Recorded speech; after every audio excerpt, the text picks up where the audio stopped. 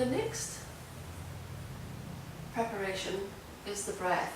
Now, for this entire meditation, the whole aim is actually to get the breathing to work. And once the breathing is clear, all meditation becomes easier. So once again, this is why this is a grounding meditation. But it's enormously transformative and powerful, because for the breath to become clear means ultimately that the chakras in our body, starting from our root and all the way up through our solar plexus, our heart, our throat, are all working together.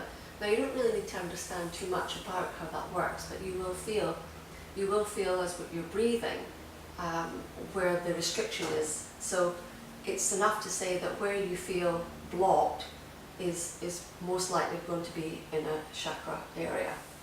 So the breathing that we're going to be doing is known as throat breathing.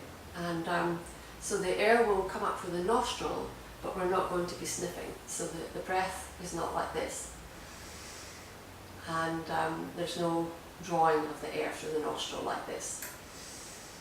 The reason for that is because unless you're completely clear from here to your root, when you breathe through your nose, you're only going to pull air into this area, the diaphragm and the upper chest cavity. And women in particular tend to get trapped here. They cut off here from their bodies. And it's very important that the air that's drawn is pulled downwards and downwards, and the belly expanded. That's why it's called belly breathing. And you should ultimately end up with a belly that resembles a pregnant belly during breathing. So the aim is to get it as protruding as possible. In order to cultivate that, the breathing has to come from here. So if you locate your finger on here and you consciously pull from this region inside, it should sound something like this.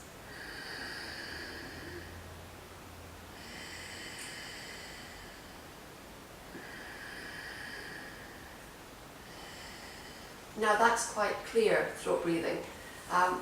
For many of you who try this for the first time, you won't get that sound. The type of sound you may get would sound like this. Now here, I'm trapped here, and it's got that high pitch to it. So when this happens, what I recommend is to breathe like this.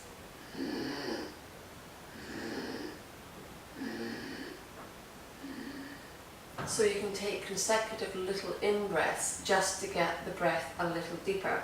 And for those of you that are very trapped here, that's going to feel uncomfortable for the first few times. But persevere, because very quickly it will clear. And the more loud and weird sounds basically come out of you, the better. So I'm going to give another example of that breath.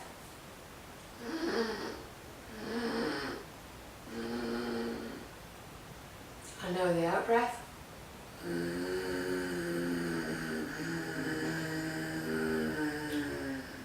Now all that sound is coming from here. My epiglottis is vibrating. And that can also produce involuntary coughing. Again, that's all very good and clear.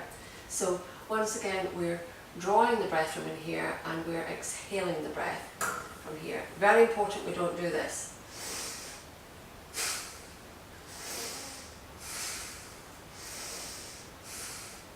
If you breathe like that, you'll have hyperventilation.